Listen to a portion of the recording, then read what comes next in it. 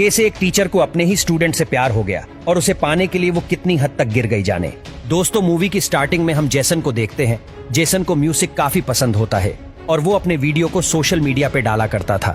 Jason की vacation खत्म हो गई थी, इसलिए उसके पेरेंट्स उसे और उसकी बहन जोई को स्कूल छोड़ने आते हैं।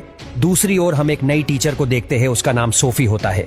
सोफी पहले दूसरे स्कूल में पढ़ाती थी, लेकिन उसका ट्रांसफर अब इस स्कूल में हो गया है।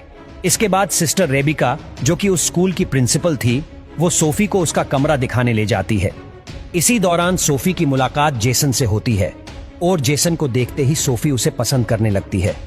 फिर अपने रूम में आने के बाद सोफी अपने लैपटॉप में जेसन का वीडियो देखती है और लैपटॉप में ही जेसन को चूमने लगती है।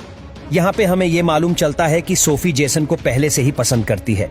दूसरे दिन सोफी जेसन को सारा नाम की एक लड़की से बात करते हुए देखती है। ये देखकर सोफी को काफी जलन होती है। इसके बाद वो सारा की सीट चेंज कर देती है और उसे जेसन से दूर रहने के लिए कहती है। फिर क्लास खत्म होने के बाद सोफी जेसन से पूछती है, क्या सारा तुम्हारी गर्लफ्रेंड है? इस पर जेसन कहता है, नहीं, हम केवल दोस्त हैं। फिर अगले दिन सोफी सारा और जेसन को चुंबन करते हुए देखती है। ये देखकर उसे बहुत गुस्सा आता है। यहाँ हमें मालूम चलता है सोफी एक साइको है और वो जेसन को पाने के लिए कुछ भी कर सकती है। फिर वो सारा के पास आकर उसे धमकी देते हुए कहती है, अगर तुम जेसन के पास भी गई तो ये तुम्हारे लिए ठीक नहीं होगा। फिर क्लास खत्म होने के बाद सोफी जेसन से मिलती है और उससे कहती है, तुमने मुझसे झूठ क्यों बोला? तुमने मुझे ये क्यों नहीं बताया कि सारा तुम्हारी गर्लफ्रेंड है? इस पर सोफी उसे क्लास खत्म होने के बाद अपने रूम में आने के लिए कहती है और कहती है, मुझे तुमसे कुछ इंपॉर्टेंट बातें करनी है। स्कूल के बाद जेसन सोफी से मिलने जाता है। यहाँ वो देखता है सोफी के रूम का दरवाजा खुला है और सोफी रूम में अपने कपड़े चेंज कर रही है।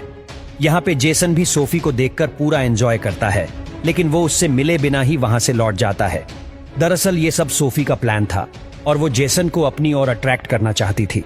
यहाँ पे सोफी का प्लान काम कर गया था और अब जेसन बस सोफी के बारे में ही सोच रहा था और इसी वजह से वो रात भर सो भी नहीं पाता है। फिर वीकेंड पे जेसन जब अपने घर जा रहा था तो सोफी भी सिस्टर रेबिका से छुट्टी मांगती है। वो कहती है, मेरी आंटी बीमार है और मुझे उन्हें देखने के लिए जाना है। फिर रात में सोफी जेसन के घर पे पहुंच जाती है और छुपकर जेसन को देखने लगती है। तभी जेसन को सारा का कॉल आता है और वो सारा से बातें करने लगता है।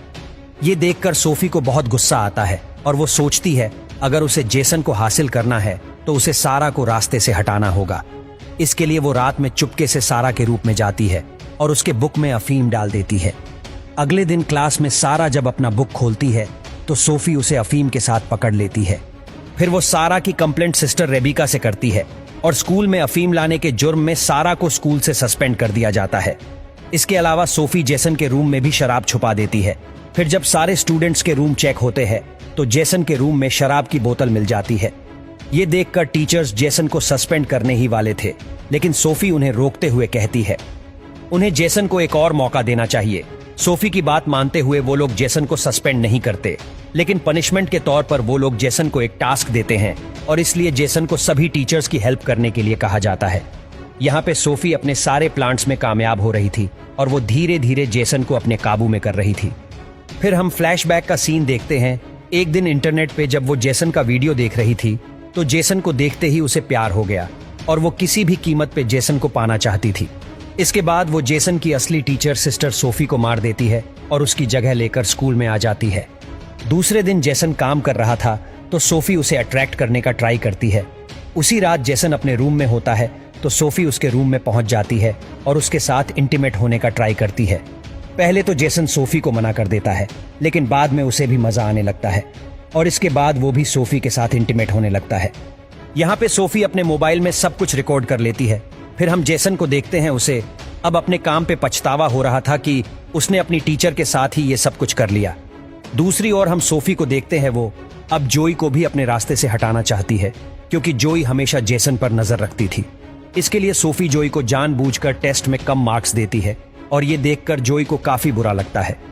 इसके बाद जेसन चर्च में कन्फेशन के लिए आता है, लेकिन तभी सोफी भी वहां पे पहुंच जाती है और वो जेसन के साथ वहीं पे मेक आउट करने लगती है। फिर वो एक पार्टी में जाते हैं। फिर यहाँ पे सारा जब जेसन को किस करने का ट्राई करती है तभी जेसन को सोफी का ख्याल आता है और वो उस पार्टी से निकल जाता है। लेकिन तभी जेसन को पुलिस पकड़ लेती है क्योंकि छोटी उम्र होने के बावजूद भी वो ड्रिंक कर रहा था। तभी वहां पे सोफी भी पहुंच जाती है और वो जेसन को पुलिस से छुड़ा लेती है। थोड़े दिन बाद वीकेंड के बाद क्लास दोबारा शुरू होता है तो सारा भी लौट आती है। क्लास के बाद सारा जब जेसन से बातें कर रही थी तो उसे देखकर सोफी को जलन होने लगती है।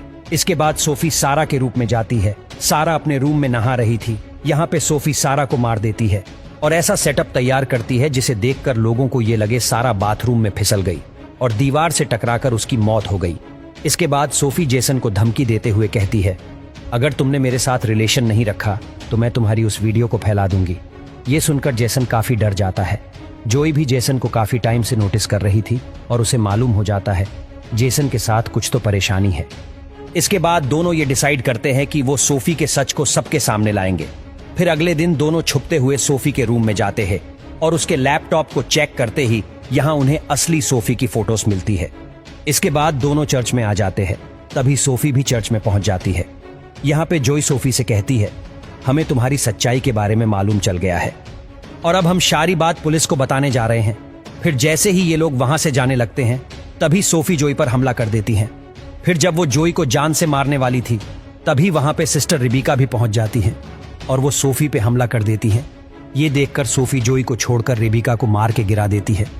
इसके बाद सोफी जोई को मारने जाती है तभी जेसन सोफी पर चाकू से हमला कर देता है और सोफी भी वहीं मर जाती है। साथ में मूवी भी खत्म हो जाती है।